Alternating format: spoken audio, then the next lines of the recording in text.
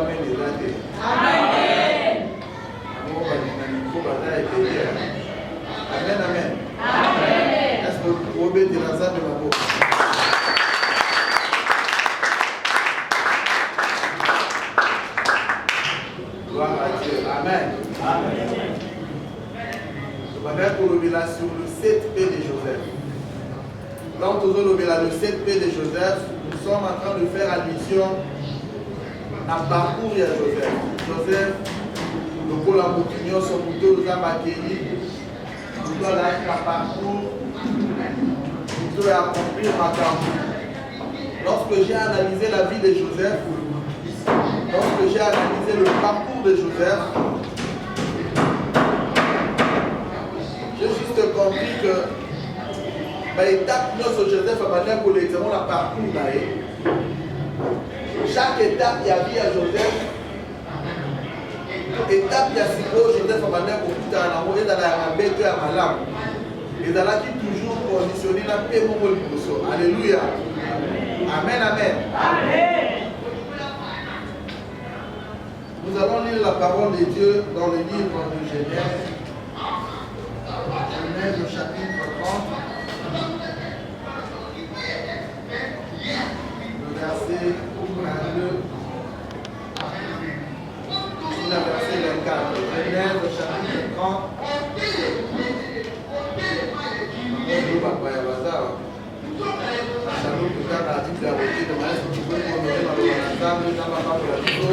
Genèse au chapitre 30, le verset 22 à 24. Je lis au nom de Jésus. La Bible déclare: Dieu se souvient de Rachel. Il l'exauça. et il l'a rendu fécond. Elle devint enceinte et elle enfanta un fils. Elle dit, Dieu a enlevé mon corps. Elle lui donna le nom de Joseph en disant que l'Éternel m'ajoute un autre fils. Amen, amen. Deuxième passage biblique, rapidement avant qu'on soit toujours dans Genèse, chapitre 49, cette fois-ci. Genèse 49, le 22e verset. Jésus au nom de Jésus. La Bible déclare, Genèse 49, verset 22, Joseph est le rejeton d'un arbre fertile. Le rejeton d'un arbre fertile fait d'une fils. Le branche s'élève au-dessus de la muraille. Amen, amen.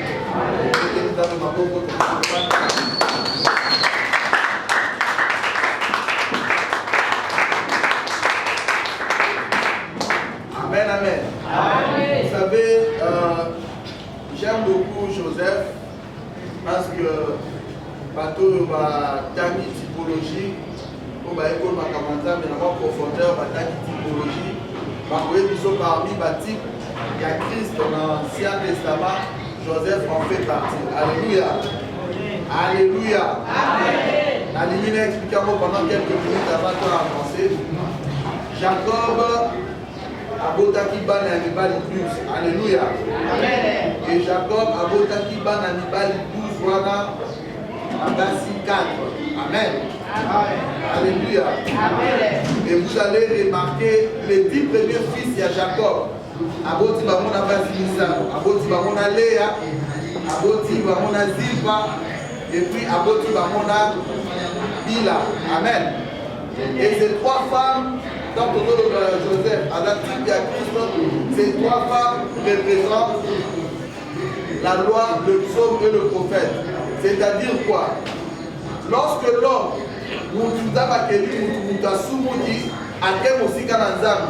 Dieu, pour récupérer l'homme, a utilisé des voies et moyens.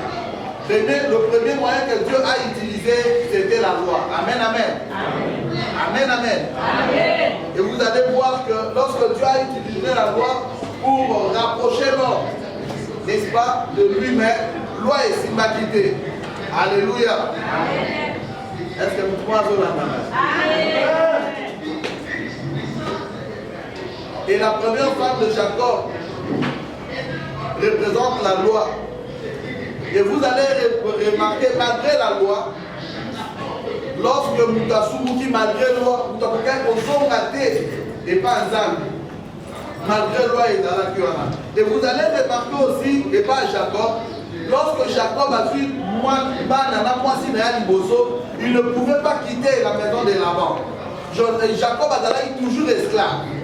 Malgré du fait qu'il a eu des enfants avec Léa, mais Jacob ne pouvait pas quitter la maison de Laban.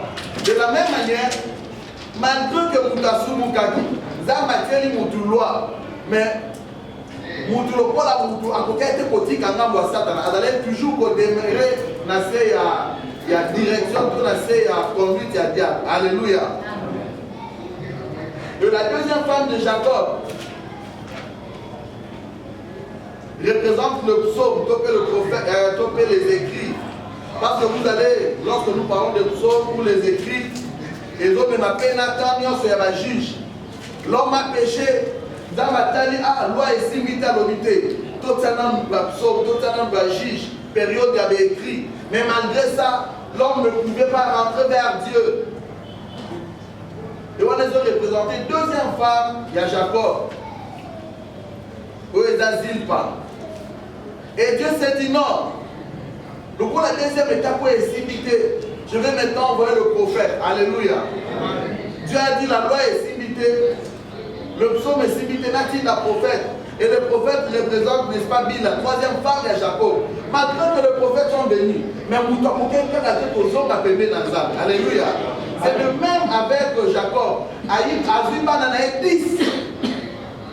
Il y a trois femmes, on va représenter le loi, psaume, la prophète, mais Jacob a beaucoup qui datait par l'avant. Et les 10 premiers fils de Jacob représentent aussi la loi. Alléluia. Amen. Ou encore les 10 commandements. Mais il fallait que 11e fils, il y a Jacob, on va dire Joseph, aya kobota malaka Rachel pour que Jacob abimananda par là-bas. Alléluia. Alléluia. Et après la loi, le psaume, le prophète, après les 10 commandements, il fallait que Jésus-Christ aille à la mort pour que Bissoto le manangambo ya diable toke mangambo azan. Alléluia. Et c'est pourquoi, comme je disais tantôt, bateau bataille typologie, Joseph est considéré le rôle à mon père à la type de Christ.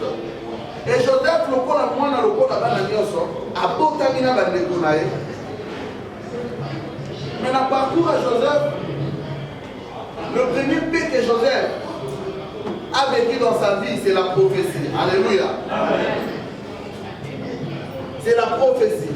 Vous allez remarquer que déjà, dès le début, la âge Yamouké, Joseph était porteur de promesses de Dieu. Quand Naïd a imprimé ma valeur, ma grâce, parce que déjà dans le moment, papa a un cadeau, il y a plusieurs couleurs. Alléluia. Alléluia. Amen. Et ce sont des choses qu'il fallait qu'il y ait pour ça à venir. C'est-à-dire que Joseph a déjà porteur de la valeur Mokoyo, Zambatia Kikatsnaye. Et vous allez remarquer, lorsque quelqu'un, une personne, a un porteur, il y a un combat spécial de l'autre part. Alléluia. Amen. Alléluia. Amen. Si tu remarques dans ta vie, tu es à tout moment combattu. Même par tes frères. Tu es combattu dans l'Ivan Moussala. Tu es combattu même dans l'université. Alors que tu es encore informé vite.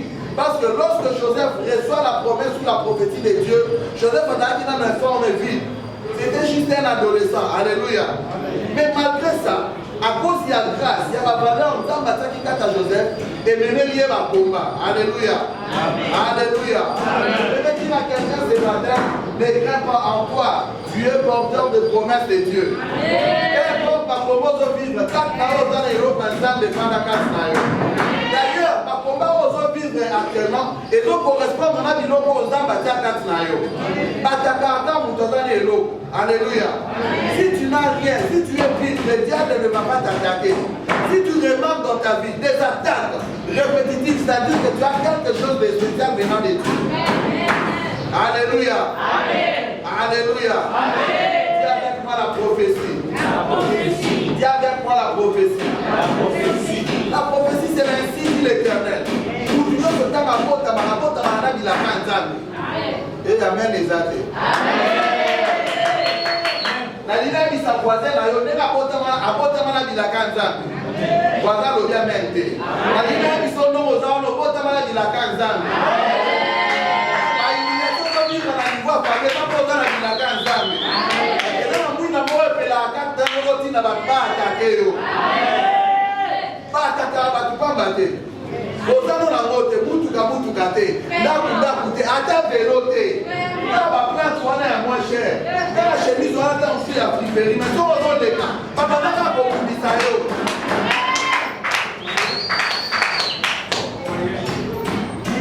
na uzo uzo ya kama na sala ni ba sapato na zala ora libale ba chemise na ka 3 ya pamba ce quand on a repassé moi bien la latine en filet comme problème.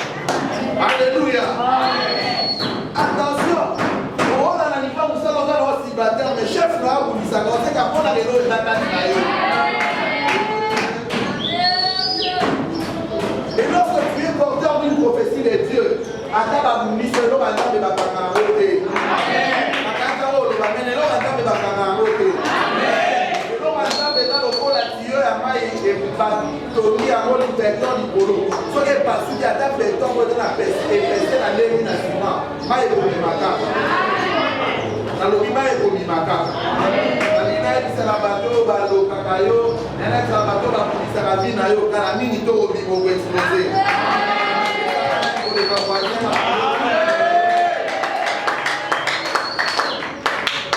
Et déjà, à cause de ça, par le roi Joseph, et ça, il va monter dans ma baie.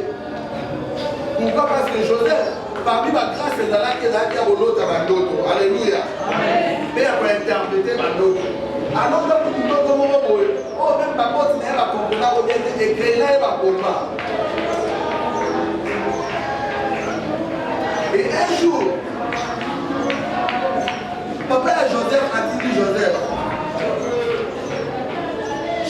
Alobi Joseph, Kélé na Chisem, Nana Bandekonayo, Bamemaki Mouele. Alléluia. Au moment de l'histoire dans la Genèse chapitre 37. Atini Joseph a dit Nana Bandekonayo, depuis la Kendaki, Barono Matemena Baro Biloko ya Kolia. Alléluia. Temena Baro ya Komela. Joseph a donné ça à Banibo Kende, à Banibo Kende. Là, c'est que là, il y a mon Bandekonayo. Akutela mutu ko atuni alobi omoni bana mibali mote bingamena bibole mutu ana exporté baokali bate quelque part alandi bango odeso matako papa loba là sotinaka na moni bango te mais le voilà Joseph azalaki serviable il s'est dit non je dois retrouver mes frères alléluia ntango azokende kolanda bandeko na ye de loin bamoni ye balobi otala mutu bandoto ye bazoya faiseur de songes, alléluia. Dans le Bidana, faiseur de songes, Azoya. Et c'est quelqu'un à ton pour moi. Amen, amen. C'était ma alléluia. Et puis, comment tu as ma famille, des fois, il y a des différents de frères et sœurs. Mais pourquoi tu as niveau à commander pour c'est-à-dire, vous est la ligne, alléluia. Parce qu'au moment où tu vas pour ma Joseph, il a quand même des montagnes qui étaient dans la vie. Alléluia. Parce que la prophétie, c'est quelque chose qui va arriver ou bien qui va s'accomplir dans le futur. Dans le bout de prophétie, il va dire, dans la Mosali Bandoto, le bon adoya, aussi la nana et le nom. Alléluia. Alléluia. Et parmi les fils de Jacob, dans la zone qui est là, et là, Judas. Alléluia. Or, lorsque Jacob prophétise pour ses enfants, Jacob dit à Judas, Judas, tu es un lion. Alléluia. Or, Dieu il n'a pas Makila. Judas dans la monnaie de Bola dit, hé, quand on a un lion, il faut l'en dévorer. Alléluia. Dans la zone qui est là, à Bosani, avant la zone qui est là, il fallait consulter dans nos prophéties à Joseph. Pour la vie, pour la vie. Or, pour la prophétie à Joseph, papa le dit, Joseph, c'est un rejeton. Alléluia. C'est un rejeton d'un arbre fertile. C'est-à-dire que Joseph a rejeté un arbre fertile. Lion pour nos lions. Or, lion a un carnivore. Lion a un titité. Alléluia. Amen, amen. Quand on déclare que sur la route, on a un lion, on va vous dire ayoté. Parce qu'on est espèce de bactéries à rater.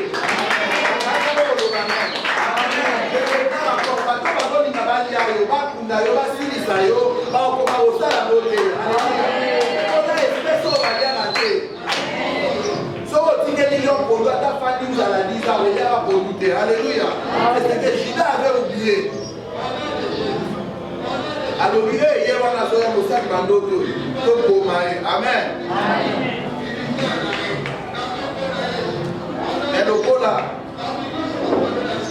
Parce que Joseph n'est pas seulement faiseur de songes, mais Joseph a été interprète. Alléluia. Amen, amen. Amen, amen. Bon, nous commençons à l'homme avec le temps, on va venir voir les maquets et là, il y a des gens.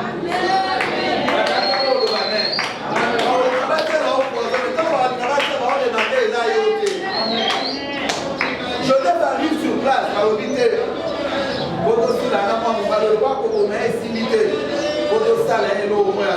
Deuxième paix, je vais pas coûter un amour.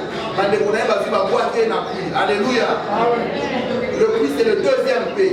Après la prophétie, on a vu Joseph va boiter la pluie. Alléluia. On a vu Joseph va boiter la pluie. Et lorsque vous lisez dans la version lui c'est comme le médaille qui citerne le mot sans eau. Alléluia. Certainement, la carte a pris. Puis voilà, quand vous êtes là, il a mesure quand il a mené à Joseph. Certainement, je n'ai pas ouvert pour dire, mais moi, là, les athées. Parce que place à Zali, il est confortable était pour là. Certainement, Joseph avait gardé une seule position. À part qu'il y ait l'appui. Joseph ne pouvait pas peut-être manger, ne pouvait pas s'allonger. Mais à quelque chose que Joseph pouvait faire, c'est de regarder le ciel. C'est de regarder le ciel. Quand lorsqu'on tourne vers Dieu le regard, alléluia, c'est le rayonnement de joie qui arrive. Alléluia. Joseph n'a pu, il ne pouvait pas faire de mouvement à date illimitée. Nathan a souffrance, mais Joseph pouvait garder le ciel. Pouvait regarder le ciel. Joseph pouvait faire recours à Dieu. Alléluia. J'aurais aimé ma fille cahier la pluie. Le mercredi, j'étais en train de dire une chose. Vous avez dit sur quelle place va passer la Lila? Non, au bout de la pluie. Pluie est à la campagne de Soumaka. Na bato bazosala bilanga bazwa mai baarrose bilanga. Alléluia. Amen, amen. Écoute-moi très bien. Et lorsque ses frères l'ont jeté, c'est-à-dire que étant un instrument pour basalela na pluie pour nous obimisa kobwaka mai na bilanga eza arrosoir. Amen. Lobananga arrosoir. Encore plus fort arrosoir. Alors sur le plan spirituel, les frères de Joseph, sur le plan prophétique, ont transformé Joseph en arrosoir. Mais ma vie arrosoir va porter mon appui et les animaux. Amen, amen. Arrosoir, quelque chose pour la fertilité de la vie. On est là sous Katane Wana. Ma vie sous il est batté. Amen, amen. Ma vie ici, Joseph, l'appui, batté qui est. Batté qui est arrosoir. Amen, amen. Batté qui est arrosoir. Batté qui est arrosoir. Et donc, on a ma fertilité. Et donc, ma bénédiction. Et donc, ma abondance. Il y a un moment où Joseph a quitté l'Égypte. Babo batika li sécheresse et au côté de la maman. Sécheresse et au côté de la maman. Et dans la bâtisse, on a donné une sécheresse et l'eau va t'aider à arroser la maman. On amène les adhérents. Et dans la famille, on va sacrifier la maman, on va suivre sa bénédiction. Famille est tika la maman. Amen, amen. Alléluia. On a un forme de vie. Madame Mouton a choisi pour qu'elle sa famille dans mon lit. So il faut qui bénédiction. So il faut qui fertilité. J'aimerais dire à quelqu'un ce matin, aux arbres, aux oies. Amen. Amen. Il a déclaré la vie aux arbres, aux oies. Il doit accepter bénédiction. Il doit accepter fertilité. Il doit accepter abondance. Il doit avoir bénédiction, avoir fertilité, avoir abondance. Et dans la bâtisse, on va passer outre la bénédiction là-bas. Alors, on a fiancé derrière bien. Fiancé, si le pas spirituel a eu le rôle à reçoir, à Boya et Cap, pour l'occasion de guerre. À la guerre à Kabé, dans Vietnam. Il y a un moment de quoi que nous sommes allés bébés. On va amener les atterres. Et dans l'église, nous sommes faisés pour Baboua Kaba reçoir. Avant l'église, avant d'amener le pasteur, là où vous avez fait moi à Yéba, je vous négligez car vous n'avez pas visité l'église de Koufi, je vous dis bien aimé dans le Seigneur. Et là, vous avez la Bible, vous avez la matière, vous avez pour frère général, camarade, bien. Vous avez l'église, elle dit elle a le louange, papa, ça, papa, papa, la loquette. Alléluia. Vous avez pour l'église, voilà. Il y a un pasteur qui a adopté. Alléluia. Et maintenant, on va le voir là-bas au soir. Si on va ici, on va venir à Cambo. On y amène les amis. Nous avons déclaré pour que notre négligé à regretter.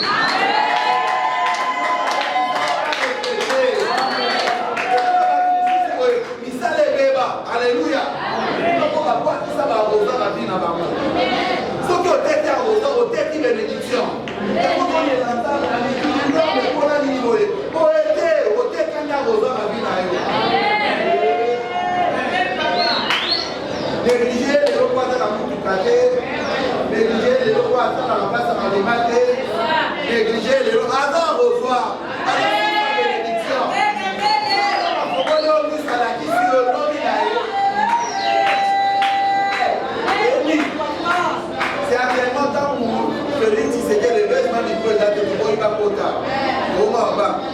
Quand Félix Tshisekedi a fait la quitte à Philadelphie, dans la bande de l'Oba, personne ne m'a appelé dans un côté.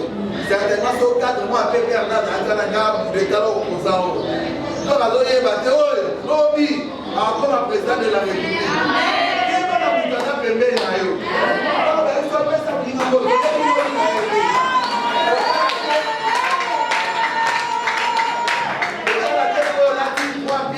La cravate, elle a dit chez Bizozo Batala. J'ai été choqué dans le Batamo mercredi. Dans mon image sur Facebook. L'image à 2000 2022-2023. Quand on va appeler ça, on dit qu'on va pas qu'on va l'activer. Après, on va chercher un peu et après, on met vite. Tant qu'après, c'est un côté. Après, il y a des infectables à côté dans ma bouche. Alors, par les réseaux sociaux, quelle négligence, papa. Pour autant des infectables dans la suite d'activité. Par là, tu es dans frère, il y a la salle, tout le mérité au fait, ça n'a pas été. C'est dans la mouvement négligent, la vie, la vie, la vie, alors ça va bien dans ma tête, je n'avais pas dit ça dans la réception. Au moins la main est là. Alors il y a un peu fan dans la réception.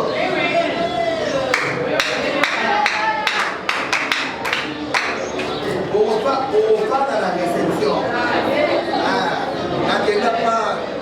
N'a pas un lien au niveau de la cadre est sorti.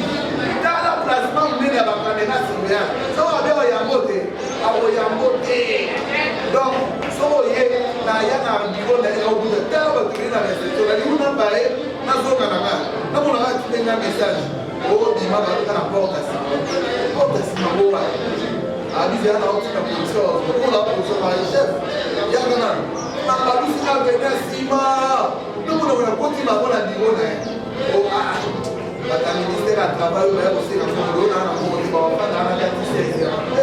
et dans la année amen amen là il y a mina de solo na ni même pas la porte à cima alléluia c'est dans mon pouvoir négligent la vie amen alors il faut ça va aller la tête mais quand il y a alléluia nous sommes négligents dans la vie dans la bateau on doit sous parmi la priorité dans la tête alléluia toujours la priorité à la makamouabe. Quand on a bien été pour la police, on a bien les lots. Quand on a catch encore. On a gabé le mot à maille, on a maille, mais au maté. La division pendant la cantine à maille à Poupoli, il y a la place. Ça va bien dans mon moment là.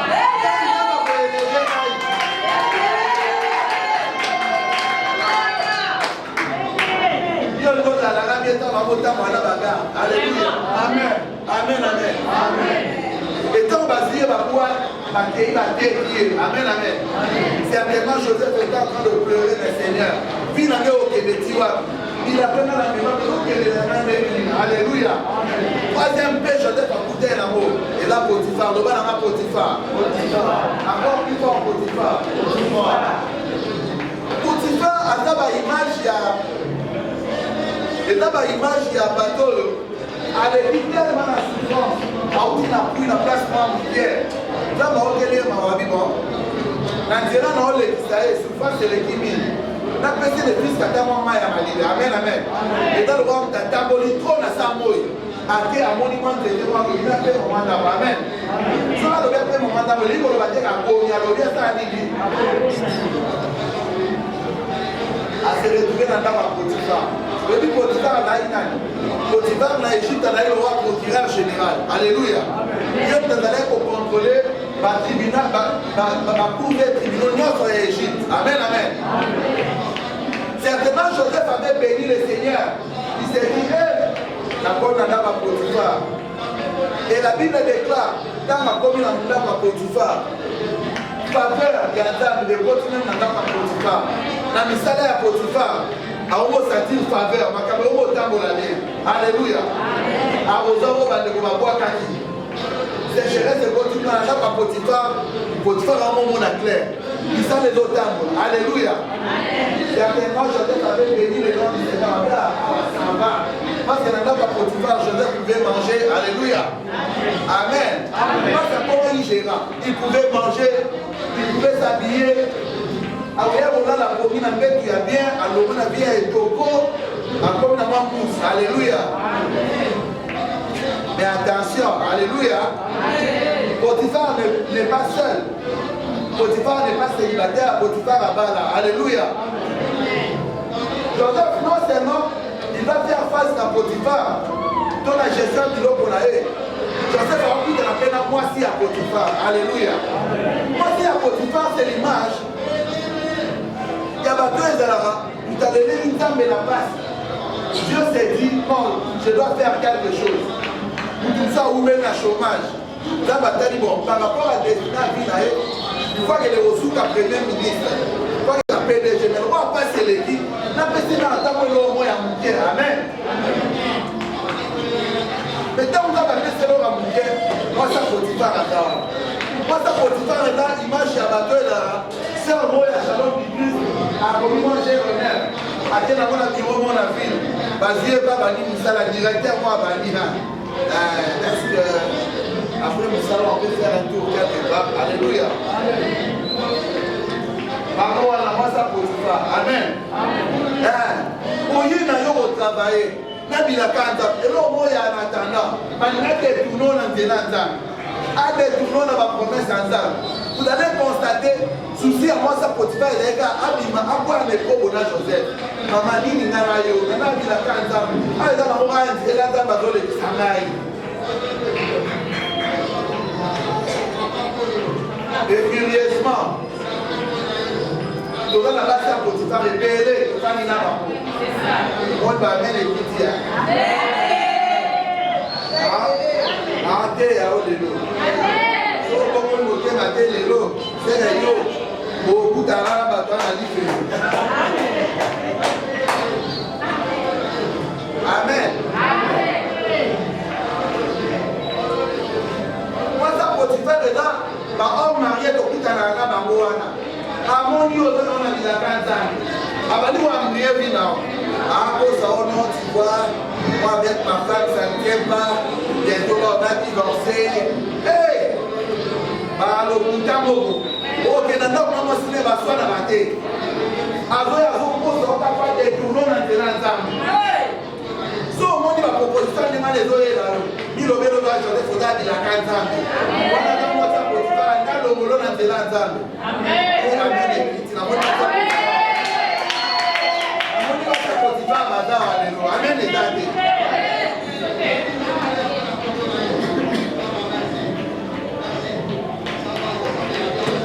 Amen. Amen. Potiphar badali na ya basi na ya bibali. Bazala. Non, mon ate maman mkola doli ga moi mke.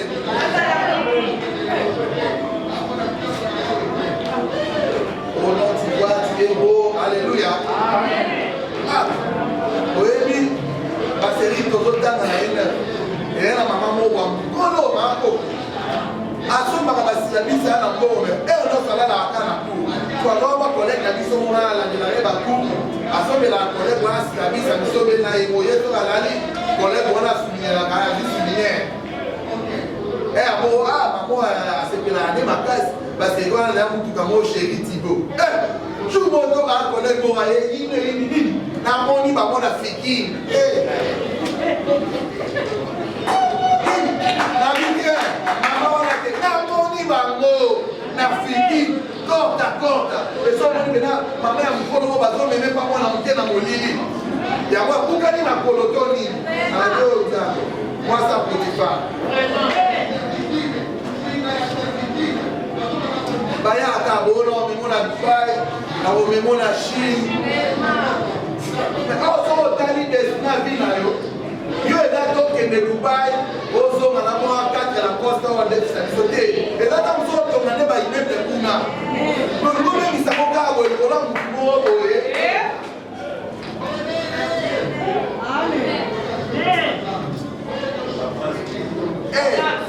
moi ça Potiphar depuis bazalaka déterminé so eza lingeli yo pour alléluia papa yo nini na ngai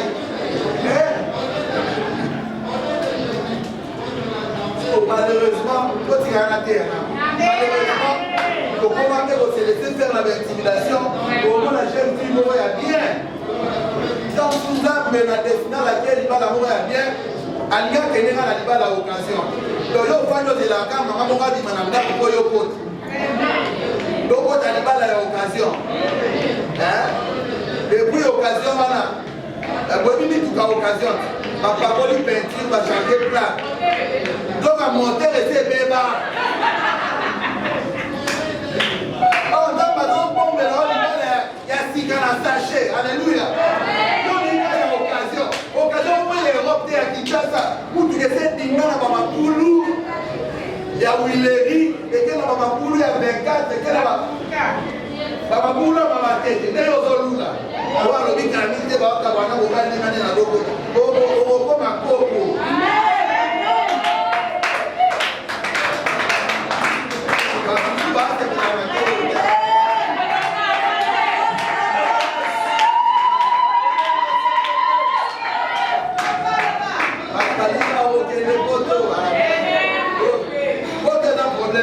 Amen. So dans la passeport, nous sommes pas du marché au Kenya. Nous sommes pas professeur, nous sommes dans nos hôtels de poteaux. Amen.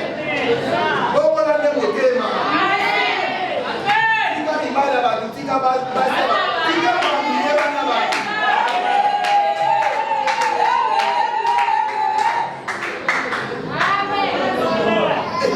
Na tambola na bien na mo le na kimai. Do tambola bona mona ba. Ça au moins être dans Congo futur. Donc, avant nous là-bas, dans mon à 17 ans, c'est mes vélos, baba, qui arrivé. Et on va Dakar là. Ah oui, Dakar les amis, ça me tient, mais là, fou. Canada degré. Au Canada, quand on a la page, on va là-bas, so yoga soni. Alléluia. Yoga la chasoni. Nana maya biso boss mata na mine amani na mama fomo na ndoto na. Nana maya biso boss mona na problème au cabine no mo vendo la foto kuta na welele. Et quel droit? Bata so bana ba pratique na la quel ba kona. Amen. Awa mona le komanda bete.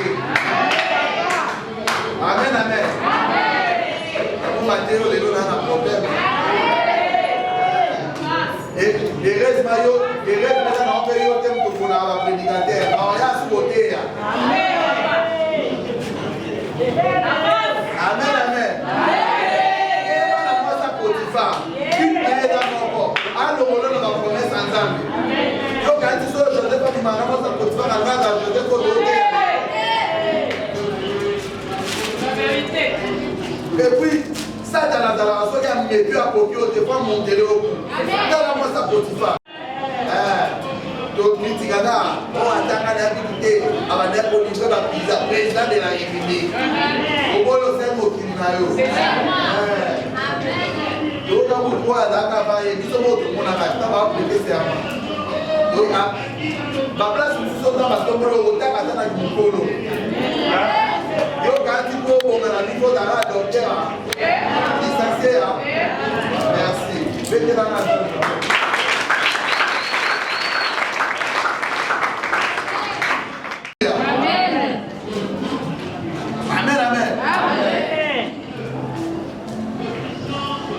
Et quatrième piège, je dois écouter l'amour. Après avoir refusé la provenir dans sa Potiphar et la prison. Amen. Parce qu'il va boire qui est dans la prison, le va dans la prison. Encore plus fort prison. Et maintenant, la bataille, va boire quand on va dans la prison, dans la rambo va s'aliter. Va monter les pénats et l'autre mot, va monter les dossiers de toutes pièces. Va dire dans la prison. À côté de la prison. Vraiment, ils ont pouvoir, même dans la on fallait pas monter là. Alléluia. Vendredi, il y a un frère dans une église. Nous avons zèle à Bossaralaté. Frère, on a culte à 17h, 12h, à Dadawan. Comment on a intercédé? Pasteur, il y a beaucoup de frères. Mais frère, tout ça a béni, frère, c'est intéressant. Mais frère, on a béni, on a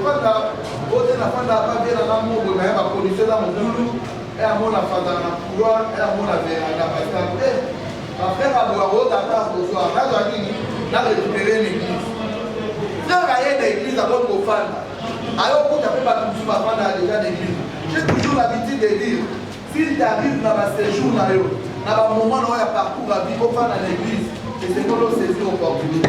Amen. Alléluia. Amen. L'église de gros annonces et de gros à la peau d'hôtel et à distraction et à ma solo. C'est une ambassade au faveur ou encore l'église. C'est-à-dire que nous avons après l'église. accomplissons destiné notre musique au point de l'administration.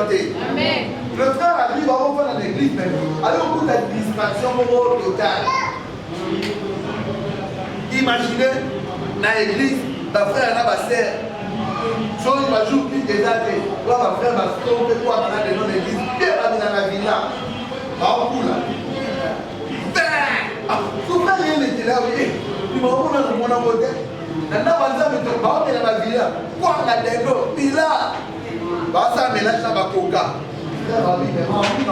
amen amen amen bon mon jour sous fiancé frère vous soyez la dit que j'ai dit prière et dans la raté on va refaire dans la église parce que il y a église s'il vous plaît pas tout va au coup pas pour nous on va de comme dans la profanité ito bandina bana nzambe bazwa kofanda po balukelo nyanzana yo zango déchet ça quoi ça va coopérer ça va dire mais ça ne se fait pas si on fait la fouille pas pasteur dans le monde amen amen on changerait par votre stratégie là comme chaque heure va bien aimer tout la plateau pour lui va couper au sonal alléluia amen. Frère habite un peu dans le ticatin. À Obanda, on m'a tiré là, on prière une heure ticatin. À on déranger ma pomine à ma la ligue des moules. Les mois ça pour faire ça. Frère au photo sous ça. Amen. Amen. Par tout cas, occasion on va filmer frère Wana au soit salle de bain. Pas bon pas image. Par exemple, on va toujours sous. À l'attaquer la bawana. Si on va filmer qui sous deuxième fois après on va faire sa pasteur. Moi si dans la parole. Avec pasteur frère voilà c'est remarqué. À chaque fois là dans la douche, aya va on ka akenge la naï. Pasteur a fâché. Amen. Amen. Quand on a comme ça dans le bateau peut son rapport pour dans l'état de discernement. C'est ça. Pasteur a suivi cabinet. Ça ne peut pas se faire. La décider va faire en l'église. Amen, amen. Amen. Jour avant d'aller à un concert, mon africain, fallait aller dans la masse à moto qui était. Dans l'église, on a eu au bout d'un débat. Ah, l'esprit supérieur est sale. Ma vie, hein. Toyo qui verset à sœur. Et Toyo qui frère, je peux pas vous le battre en ligne. Amen. Merci beaucoup. Toyo prier. C'est au confinement à Bolobio.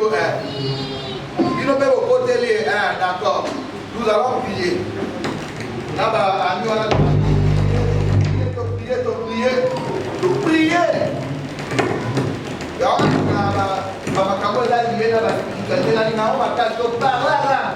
Éviter la chambre où tu es un absorbe, tu n'as pas pu faire jour, on a évité, mais c'est pas grave. Pas mon gars, il nous a dit aussi so prier. À ma chair. Mataka au qui sont hier, il nous a tout coupable. Mataka. D'abord, silence et beauté. Amen. On va traiter les mabonabi. Amour frère Badati. Ça va dire qu'on va appeler bateau, va tirer la chair. Na bitambe na mamaza kwa sababu kupanda kwa ya ukufa. Amen. Amen. Na si wako filmer Zero va poser ma capazo de la cama ya kiti. Na bibo kino na soboda konte. Na ote la bibo kwa mama si mamina ko kilo mata. Iba leba da jaba da ba kuza na te mamsa be da bibo. Mama kana ngeke to mama. Amen. No, na ebi na kate so mtalikana kwea. Quand vous êtes là pour aller de votre inspiration, et quand tu m'attends, amen. Quand on a voté, tu peux n'en pas du parti de cacao. Mais pour avouer, le ligue des frères boule, pourquoi pour attendre la selle, à même avant la prière, alors que tu as une aventure, à Boy, à Mo, à Nam, à Mon Antilan. Pour la mité, ma tout ça en église. Amen. Et puis de la musique, tu es dehors, nous te remercions. Et pas Noko. Amen. Chaque jour, pas canardé. Et là, on va parler de fonctionnaire 24 heures sur 24. Au lieu de ce moment où on a un couille, petit en moi. Amen. Et on a dit, on a dit, on a dit, on a dit, on a dit, nzela te komi moto molandi na okuna oyoki bamisite na boki mais ntango toye na église boye toyaka koluka nzambe yebisa kwate tika distraction amen amen et Joseph se retourne à prison mutu so azalilaka nzambe ata bomemi na prison kobima kaka amen ezate kobima kaka. Et lorsqu'il se retrouve dans la prison, la Bible déclare, là où chef va prisonnier à Monier, j'ai donné à la prison, à sentir innocence quand à saler maman en faveur. Alléluia. A commis le pôle à mentor non seulement ça, après c'est là ma responsabilité. Alléluia. Je sais pas comme le rôle de chef de ma prisonnier. Amen, amen. Ataba memio na prison bilaka nzambe okosamaka eloko nzambe bakoka yango te ata na prison osala mais alors que Joseph azali porteur ya bapromese ya nzambe il fallait ekokisama. Amen amen oyo nzambe alobi ata lelo ata lobi te ekokisama kaka. Habakkuk dit j'étais à mon poste pour voir ce que l'Éternel me dirait et non pour entendre ce que l'Éternel me dirait. Pour voir, alléluia. C'est pour dire ce que l'Éternel dit. Ça ne s'attend pas seulement, ça peut se voir. Alléluia. Il y a une dimension dans les choses de Dieu où nous sommes capables de voir la voix de Dieu, pas d'entendre la voix de Dieu. C'est-à-dire de voir la réalisation concrète de ma caméra dans la Kibiso.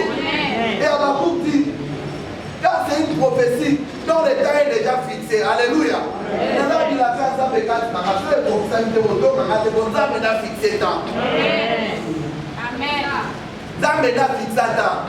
Yo za na tana yo na tana ngai. So bongi bozo osekanga te bonza ba fixa pe tampo na ngai. Kala ngende ko mona ngwane za na tata za ba fixa ko na mutu nyoso. Bebi ko bona ngana tongo to la ngi biso na tongo. To telemi na arrêt de bus. To telemi biso na victoire. Alléluia. Amen amen. To telemi biso na victoire automatique. Mais dans tout au qui dans arrêt morte. Amen. So automatique à timo. To qui dans arrêt morte. Alléluia. Amen, amen. Là, tu as la pauvre venue, on a dit moi bien pour toi. Donc, on a la victoire, nous sommes aujourd'hui, pauvre Mouchitaga. Nous sommes aujourd'hui dans la béni, mon Amen. Donc, comme on ne peut pas, la pauvre, nous sommes qui dit la béni radio, nous sommes la béni télévision. Amen, amen. Mais nous sommes aujourd'hui, bon, même si les alliés qui t'habitent dans la béni radio. Maintenant, vous êtes au numéro 5, pas le numéro 10. Amen. Est-ce que vous avez dit qu'il y a la barrière? Bon, puis nous sommes au côté de numéro 5. Dans le sous-sous, nous avons la barrière, car le locataire n'a pas passé. Amen. Est-ce que vous avez dit qu'il y a la barrière? Bon, si vous avez dit que nous sommes en train de ramener les balles à voir. Donc, vous avez la chambre montée. Yola la chambre ma fille, ma garçon. Amen. Donc, si on met dans ma garçon, on a la chambre morte. Donc, vous mettez monter à l'étage. Yola met à l'icolo, à la mettre à alléluia. Amen. Amen, amen. Mais si il arrivait et on a la mettre mort. Donc, vous devez finir à monter. Amen.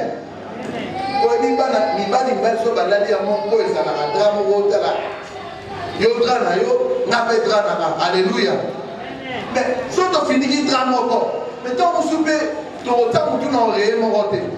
Yo dans la boya yo ici dans la bouche, il y a un pembe. Alléluia. Mais s'il arrivait que ton temps où tu n'as rien monté, ton rôle t'a gagné d'autres monté. Ton rôle t'a gagné d'autres monté.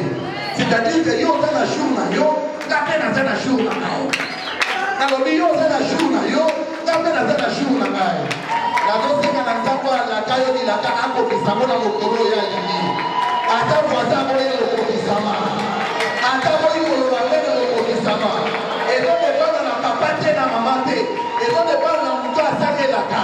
La Bible déclare celui qui a fait la promesse est fidèle.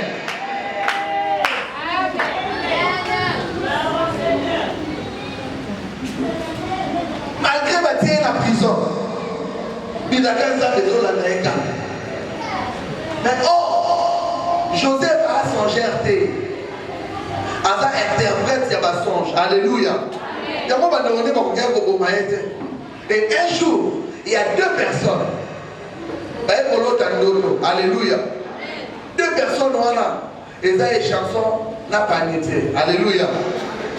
Les chansons d'autres allons servir 20. Allons continuer à servir 20. Alors que il y a moi qui dans la prison, à Tika Msalama depuis Kala. Et la Bible déclare, quand vous voyez Moluka, Balamou qui n'a pas Bataki triste, Moluka, interprétation à d'autres pas Joseph. Il a quand même de Banisiko Kosala. Il a quand même de Banisiko Kosala. Bible lobby, quand Joseph a béni Bamo, elle dit ici Bamo, elle dit ici les chansons. Abio dans 3 jours, alléluia. Vous allez restaurer dans ma fonction, c'est-à-dire, aux autres qui a Pharaon n'a palais royal, aux autres continuer à servir Pharaon 20. Alléluia. Yo pas été au local qui va monter dans va tomber dans 3 jours pour vous allez exécuter au Koufa. Alléluia. J'aime lorsque Dieu parle avec précision. J'aime lorsque Dieu parle avec précision. Ça veut dire à la précision, à la précision. Et la Bible déclare et Salamaki Kakabogo. Alléluia. Et pendant que vous avez parlé des chansons, la deuxième chose, ils ont encore la salut, Christ a donc fait sa mission. Mais il y a deux faces. Alléluia. Et lorsque nous voyons le panier, c'est-à-dire pour nous servir le Père, le Père là c'est l'image, il y a d'autres à Christ. Alléluia. C'est-à-dire que le corps de Jésus doit être crucifié. Alléluia. C'est pourquoi les paniers devaient être exécutés. Amen. Mais les chansons, c'est lui qui sert le vin. Le vin qui représente les sang de Jésus. C'est-à-dire que lorsque le panier, c'est lui qui sert le pain, qui représente le corps de Jésus, doit être crucifié. Mais les sangs, ou encore le vin qui représente les sangs, et c'est que les hommes n'ont pas servi pour parler en notre faveur. C'est pourquoi les chansons a été restaurées dans des fonctions, parce qu'il fallait que les colobés, la Joseph et pas Pharaon. Peu importe ma cabozo vivre, et chanson a déjà restauré dans la fonction. C'est-à-dire que le sang de Jésus parle en ta faveur. Le sang de Jésus parle en ta faveur. Le sang de Jésus, le sang qui dit plus que le sang d'Abel, parle en ta faveur. Au nom de Jésus. Au nom de Jésus. Ce n'est pas le sang de ton père qui parlera, mais c'est le sang de Jésus. Mais curieusement, Dieu a utilisé Joseph pour bénir les chansons. Et tant que chanson va libérer, Joseph a dit si comment on va le dire, tant que vous allez la gloire au beau sanagate. Alléluia. Au beau sanagate, vous allez reconnaissant. Alléluia. Mais lorsque vous lisez la Bible, vous allez remarquer, les chansons sont parties à Bosana Joseph. À Bosana Joseph. Et ça n'a pas de sous. Ça n'est pas au boulot. Pendant que la saison est à gloire au beau Sanaba. Alléluia. Amen, amen. Et ça n'a pas de sous. Dans la vie, des beaux qui là, au beau Sana, au temps où on a oublié. Bien aimé dans les Seigneurs, il faut la reconnaissance la vie. Elle y a mot, elle forme vide. Sauf bien les Syriens, papa Jamawé, tu as beaucoup de bishop, mais tu as un peu de pambo là. Au bout d'un moment, on a battu Paminé. Et reste maintenant en train de pambo là-haut. Parce que tu ne peux pas pambo mangolé. Amen.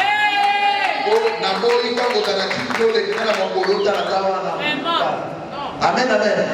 Et chaque fois qu'il est là, pour ça, vous donnez la source à bénédiction pour qu'un coma, à son place où il y a salade. Alléluia. Bien aimé dans les Seigneurs. Si on a tout le monde à saler là au boulot, au Dalata au cas, il y a besoin de s'élever au boulot pour ça la côté. Il faut se repentir dans la malédiction. Au boulot, on est beau à la bon côté. Alléluia. Au boulot, on est beau à la bon côté. Et on a un bon côté. Au boulot, je me suis dit, on va le bishop prier pour la au monde le bon côté. Pour y qui bishop a coupé le papa. atapelle. On va amener les athées.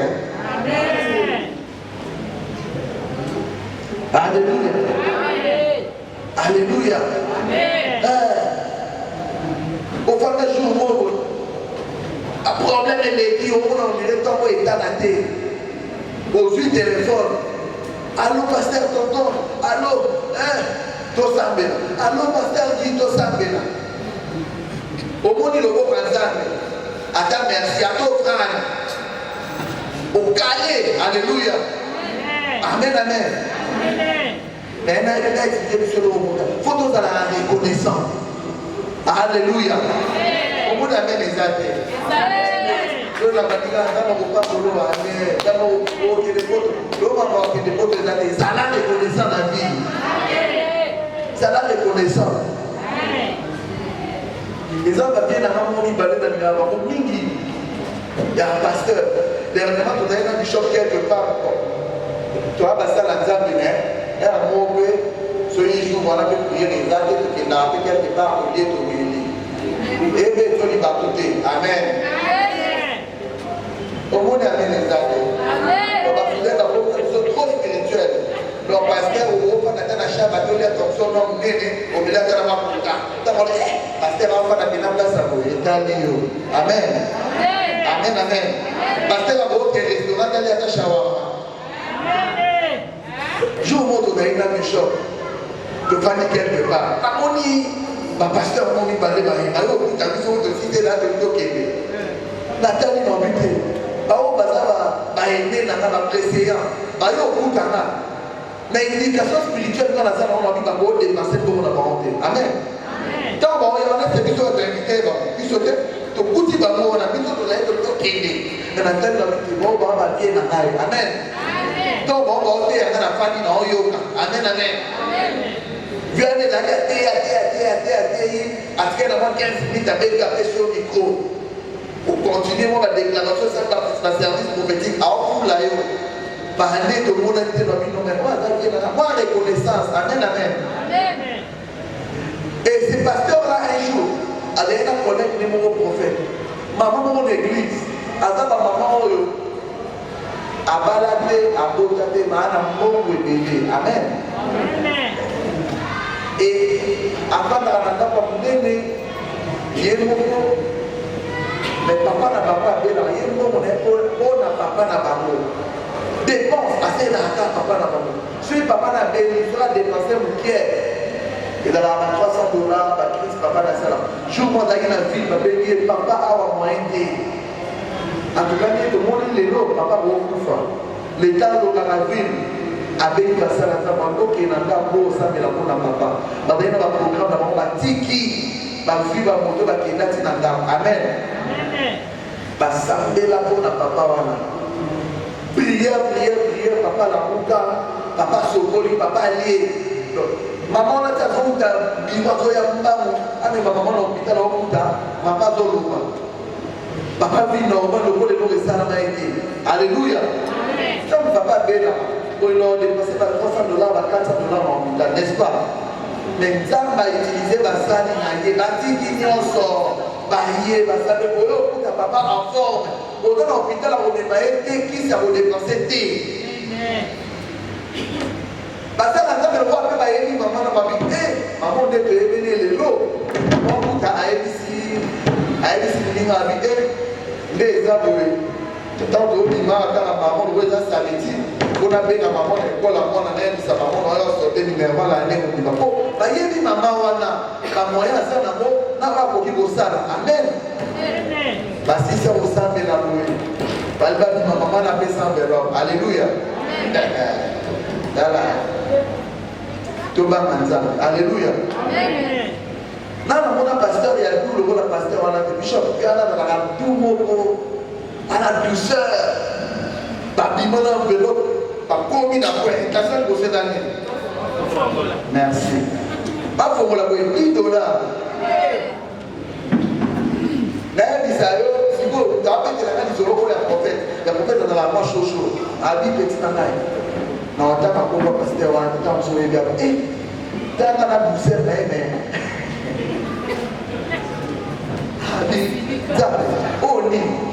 ata likolo ya binzambe na mosali na ngai oyo ezondi baosakana na ngai na récupéré prière na ngai amen pasteur a récupéré prière asakani na biso na niveau na ye on préfère encore moto azali mais na niveau na ye akosala boye te alléluia reconnaissance alléluia bien aimé dans le Seigneur tozalaka ata un mois te papa wana akufaki papa kenda et bon jour amasala 4 jours en hôpital mère wana ndenge adépasa ko jour amataka alwa bainstrument o non toyo obeta kana ete na osa fièvre na okokatela wayaka jour enterrement amen amen zala reconnaissant amen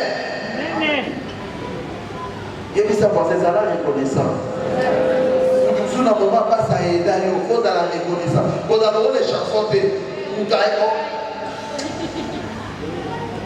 Soki obima na prison okepena na palais obosani ye alléluia yo omoni bato mosusu balelaka na motema otala mpena moto obi nzambe oyo tolala na ye ndako moko bandoli nazobeta lisolo awa eza na cousin nanga motile balelaka mpo na cousin na biso moko actuellement aza directeur ya cabinet adjoint ya président bareconduire ye cousin gauche donc bakola pena boye dernièrement mon cousin la disait ntango okotamaka même toyaka kozwaka tante na hôpital na ye kaka okumba ye kopasi tante nsima na yo na saint joseph baseli wana vewe mais namdekona ye na okenda epuis akenda otaka na poto oyoka biye papa na papa na kolelaka na biso ya lepoke papa na biso aza pdg na mise ayolela bino okompletele mwana mboka biye azokende boto ake boto atali ayo lelo babapolitike baconfirme jour zo alobi non naatoluki na makasi bapele okoato akenakelela présidence akoma nevertide te akoma peleka okinga na jine na bamuma moya kusana eza te sotoremane ndenge esalama sutomo ebinyono bazopesa primature mpa bakongo olire parmi baliste basible na ye kuze na nga na benga telefone yotola profete okangela omwana te eprouve te ako basu na primature napemisa bino makambo ya solo jour basala boye pa mama jilinda bima même dit kuze na nga na osepela gloire au Seigneur amen amen ekomi susu ono aopesa ministère ya finance kuze na nga na benga so epesi nalobi te nasambelaki omona ndeko na omo azolela mpe connaissance eza te epuis kopasa ata okendaka ata foto na mbonga biye ya mama na bango alleluya zala reconnaissant na vie na yo mofuta yo naosambela nzambe soza na motu osela bolamu akenda bosana wakanisa yo nalobi akanisa yo oyenda ata lelo omoya te akanisa yo et rapidement aussi ça va bénir. Et lorsque Joseph a fait des jours pas Pharaon pas l'autre à la terre à l'autre alléluia et donc Pharaon pas l'autre à la oh Pharaon autour à Pharaon Azala qui n'a pas astrologue Azala qui n'a pas magicien bon va kokaki n'est-ce pas pour prédire l'avenir mais tant Pharaon à l'autre Moutou ya kwa interpréter l'autre wana zate. 2 ans après, c'est alors que les chansons vont se souvenir de Joseph. Alléluia. Na seki na zamba sala ke bakanisa yo. Na bolamo osalela bato bakanisa yo. Na ndenge obeka bato na motema bakanisa yo. Sozo sunga mutu ata na kopo mai akanisa yo. So mutu wana osala yo ata nzambe yo akanisa yo. Bolamo nyonso osala mpona mosala nzambe eza bakanisa yo. Eza na bato mosusu basakrifie baponga bapoche na bango pour que église évolue eza bakanisa yo aosaka nyonso oza na mbongo te eza na bato mosusu basakrifie batanga bango pour que chorale avance pour que protocole bazala pour que culte ezala oza bakanisa yo etango Pharaon aloti ndoto baluki bainterprete baopetaka libanda echanson ayo abi mokonzi mumela eza na mutu moko na prison mwana mobali wana bangolu mona na mona te ata na ye na prison na ye na bilaka nzambe ata na ye na prison me biloko eza wana boye meme prison ekoka kokangango te biloko eza kati na ye, biloko eza kati na ye. So oza na eloko ya nzambe ata na prison kobima. Jésus na séjour de mort ayifalaka sekwa kaka parce que mabele kokoya kocontenir ye te. Ça va s'intéresser à lui. Où est la madame prisonnier à Lazare? Alléluia. Alléluia. Et le cinquième paix. Dans la Bible, si Joseph dans la prison, on a parlé. Alléluia. Dis avec moi le palais. Dis avec moi le palais. Parler dans ce épisode, dans parler à Pamba, dans parler royal. So dans les lots ensemble, au côté de la place, sur le niveau de la côte. Namoni amen ezate. Tuna basala nzambo bakwazama. Et dans la place où le ministre na bakobate na pasteur bazokende. Alléluia. Et dans la place où nous sommes député dans la kenda de basala nzambo bazokende. Pourquoi? Parce que basala eloko nzambe. Na sengi eloko nzambe mema esika o bakoti no bakomate. Ola kata o lo amen. Eloko nzambe za kati na yo mema yo esika kuanzana na kenda te. Esika bakoko na bakenda te. O bakoko na basala te yo salango. Esika bandeko na bakomate yo koma. Esika bakoma makolo te yo makolo. Eloko nzambe faveur nzambe ekoti sa on a parlé. Soko ni mamate tout na Mephibosheth. Alors il va courir au Katana, même loi, et on vient pour empêcher ta côte à parler. Pourquoi parce qu'elle a dit dans Bilaka, parce qu'elle a dit dans faveur. Alléluia. Et l'homme ensemble des côtes, ils sont placés sur la côte à terre. Et dans la place où nous avons retrouvé au côté à les attaquer. Et l'homme ensemble des côtes, ça va courir. Et l'homme ensemble des Katinayo. Comment on peut résister les amours? À ta porte, à quoi était un appel, le temps où il y a au fond au côté. Na déclaré sur mon côté, si canal va côté. Na déclaré pour la chaleur du Christ. Église chaleur du Christ, pour la place de l'église, nous sommes côté. Na déclaré pour la place, oh mon Dieu, mon roi. Na déclaré pour la main, na va côté, la place de la musique à côté. Comment tu n'as pas côté, c'est pas côté, nous sommes à côté. Sauf qu'on dit, maman, ça est là au nom de Jésus. Alors, nous sommes dit, maman, ça est là au nom de Jésus. Sauf qu'on dit, maman, ça est là au nom de Jésus. Rapidement, sixième paix. Dans la côte, il a parlé. Ah, parler de gouverner la montoie. Et là, la montoie a parlé.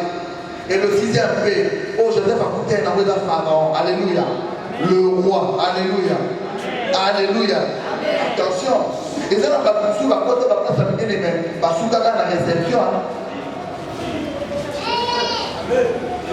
Au continent, il y a quand tu vas te à la présidence, comme tu as dit, président. Pour tout le monde, vouloir pas continuer.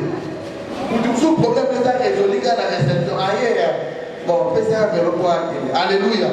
À continuer à parler, et là, on va parler. Non, tout est la peine au roi.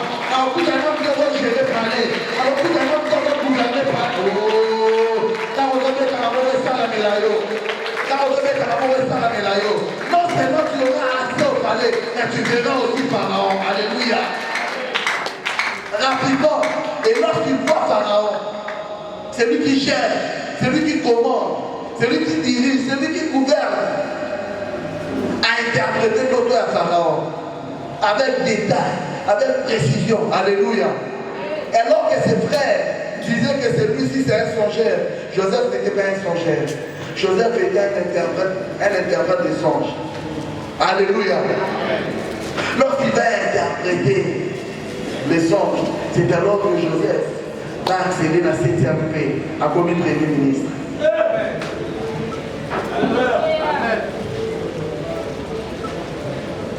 Imaginez de la prophétie à un appui, à Kéba Potiphar, prison, palais Pharaon, et finalité, le rôle d'Azamé, à mettre à la œuvre inachevée, à commissaire premier ministre. Le banana premier ministre. Le banana premier ministre. Encore plus fort premier ministre. Encore plus fort premier ministre. Encore plus fort premier ministre. Pour finir, nous allons lire Deutéronome chapitre 33. Là maintenant c'est Moïse. Moïse, le père spirituel, vient lorsqu'il prophétise pour les enfants d'Israël. Nango telemi sukozali. Nango telemi sukozali. Quel m'a bien aimé dans le Seigneur. Est-ce que va reprendre cette chose sur la piano? Nous allons lire ce passage biblique et nous allons confesser. Bien aimé dans le Seigneur, de la prophétie, de la prophétie, de la promesse. Tu as beaucoup de premier ministre. Premier ministre. Jusqu'à ce qu'un jour, sécheresse et pour ça qui n'ont pas de connaître la técata reçoit, avec une solution, place Joseph Fatala qui va porter une année de Bonabango. Soyez dans la commission qui l'a canné 4 ans dans la Poussou Bango, ça n'a eu. Oh, les Galatena Montel, la bonne yéto yété, ça yété, ça yété. Bateau va y aller au bientôt pour campancer, à coup à l'omi. Et dans la jour où on va y dans la rapolité. Oh, on a 4 ans, on va mettre. Je suis en train de prophétiser sur ta vie. Tu ne mourras pas comme ça. Au bout de ta pauvreté, tu ne mourras pas malheureux. Tu ne mourras pas dans la disette. En toi, tu as des promesses. En toi, tu as des promesses. Attends la voix quand on appuie. Attends la mémoire, on attend la Potiphar. Même si il n'a pas pour l'on est dans la prison, mais tu finiras en train de gérer, en train de régner. Tu finiras en train de donner les ordres. Je me demande, les jours où Joseph a été nommé premier ministre, c'était quoi la réaction de la famille à Potiphar? Oh, à toi, tu as en toi des choses imprimées par Dieu.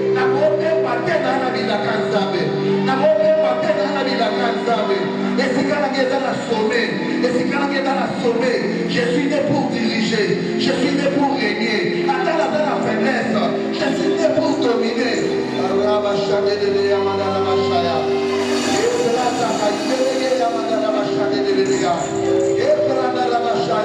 Ne me néglige pas aujourd'hui, parce que je suis encore vide. Je suis Joseph, même si tu me vois en pleine prison, sache qu'un jour, je vais te diriger. Je vais régner sur toi. Je suis Joseph.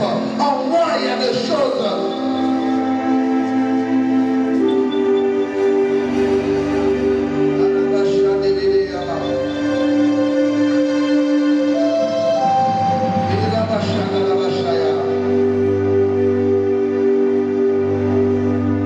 Deutéronome chapitre 33, le 13e verset. Ça ici maintenant, c'est la prophétie de Moïse pour les enfants d'Israël. La Bible déclare, sur Joseph il dit, alléluia, alléluia, sur Joseph il dit, ton pays recevra de l'Éternel en signe de bénédiction, le meilleur don du ciel. Ton pays recevra de l'Éternel en signe de bénédiction, le meilleur don du ciel. C'est-à-dire en ce qui concerne la bénédiction, Dieu a réservé pour Joseph ce qui est meilleur. Et ce matin, ce n'est pas Joseph. Joseph est déjà passé. Ce matin, c'est moi. Dis encore, ce matin, c'est moi. Encore, c'est moi. Encore, c'est moi. Déclare plus fort, c'est moi. Déclare plus fort, c'est moi. Je vais relire. À la place de Joseph, mets ton nom. Est-ce qu'on peut prendre nos Bibles? À la place de Joseph, mets ton nom. La Bible déclare, si Joseph, il dit, remplace ton nom. Alléluia. Alléluia. Est-ce qu'on peut lire? Alléluia. Alléluia. Est-ce qu'on peut lire ça à l'émission? Alléluia.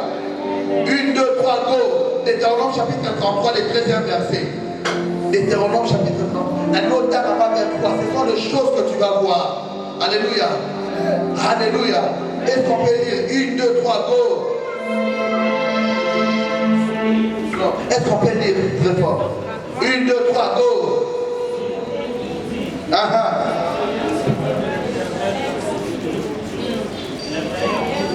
Amen. Arrêtons-nous d'abord.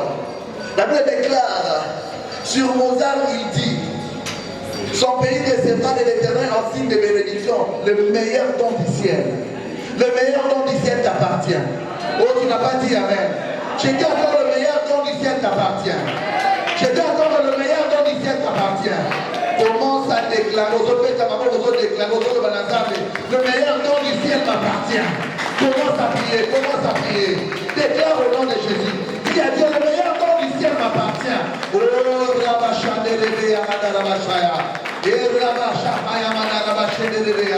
meilleur don du ciel m'appartient.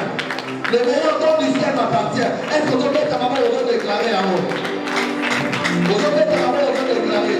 Le meilleur m'appartient. Le meilleur don du ciel m'appartient. Je suis Joseph de ma famille. Le meilleur don du ciel m'appartient. Le meilleur don du ciel appartient à mes enfants. Le meilleur don du ciel appartient à moi. Le meilleur don du ciel appartient à mon église. Commence à déclarer, commence à déclarer. Et le meilleur don du ciel, le meilleur don du ciel, le meilleur don du ciel, le meilleur don du ciel, le meilleur don du ciel, le meilleur don du ciel.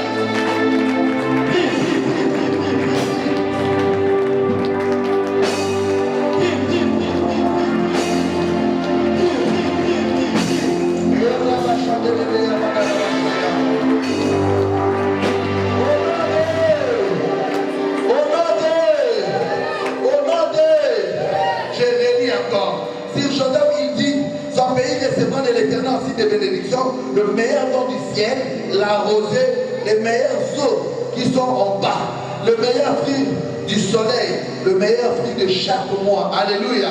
Oh, ça j'aime. Le meilleur fruit de chaque mois. Alléluia. Fruit est un signe à bénédiction et abondance. Alléluia. Est un signe à fertilité. Et la Bible déclare le meilleur fruit de chaque mois. C'est-à-dire que chaque mois a ses fruits. Chaque mois a ses bénédictions. Tu vas déclarer, si année aussi là, chaque mois tu vivras des bénédictions à l'abondance. Commence à déclarer au nom puissant de Jésus. Commence à dire, oh la machin, je vivrai la bénédiction chaque mois à l'abondance. Dans ma vie, dans ma famille, dans mon église. Jusqu'à la fin de cette année. Jusqu'à la fin de cette année, jusqu'à la fin de cette année, jusqu'à la fin de cette année, jusqu'à la fin de cette année, jusqu'à la fin de cette année, chaque mois, je vivrai la bénédiction à l'abondance, je vivrai la bénédiction à l'abondance, je vivrai la bénédiction à l'abondance, je vivrai la bénédiction à l'abondance, je vivrai la bénédiction à l'abondance.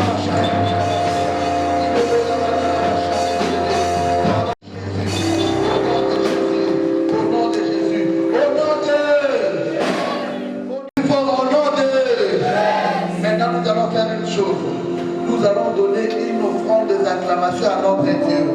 C'est lui qui appelle à l'existence des choses qui n'existent pas. C'est lui qui appelle du néant, de la vie jusqu'au trône. Alors que tu es en train de clamer, ça va le volant de ciel à Tissao Nicolo. Alors que tu acclames, ça va le volant de ciel à Tissao Nicolo. Alors que tu es acclamé, est-ce que tu es acclamé? Est-ce que tu peux pousser des cris de joie? Est-ce que tu peux pousser des cris de joie? Est-ce que tu peux pousser des cris de joie? Est-ce que tu peux pousser des cris de joie? Est-ce que tu peux pousser des cris de joie? Alors que tu acclames, le Seigneur le fait. Alors que tu acclames, le Seigneur l'accomplit. Et le Larocha, et le Larocha. Est-ce que tu vas donner que la mort pour les voisins? Plus tu acclames, plus tu es visible. Plus tu acclames, plus tu es affecté. Plus tu acclames, plus Dieu le fait. Plus tu acclames. Merci Seigneur pour cette parole. Nous te rendons grâce ce matin, nous te glorifions parce que tu es Alpha et Oméga. Nous te rendons grâce au Dieu parce que tu nous as visités, tu nous as parlé ce matin. Sois béni le Dieu le Tout-Puissant. Sois béni notre Père. Laisse que ta présence règne dans nos familles.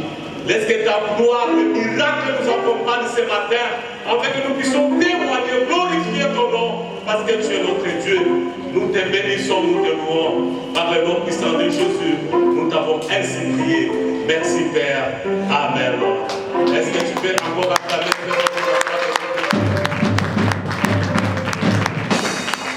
Amen, amen. Notre Dieu est fidèle et il est là ce matin.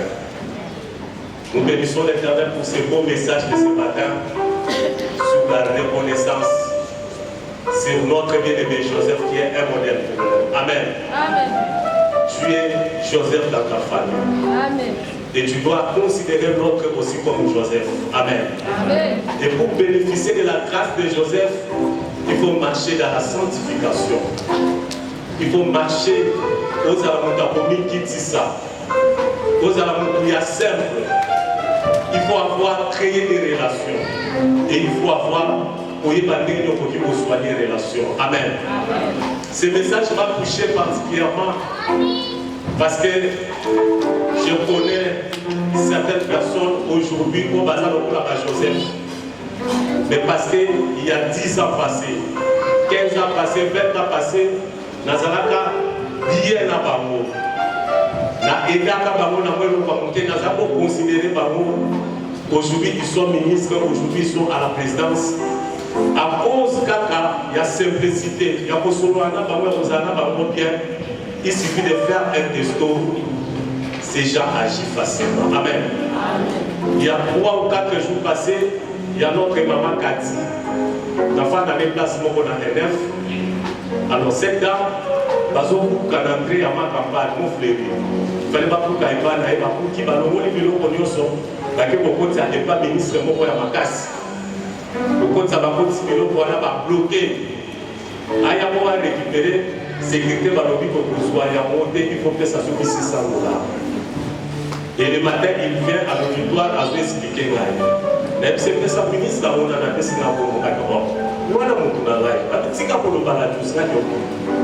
j'ai pris mon numéro, j'ai pris son numéro, c'est le barakelo, je suis la sœur à la Juice.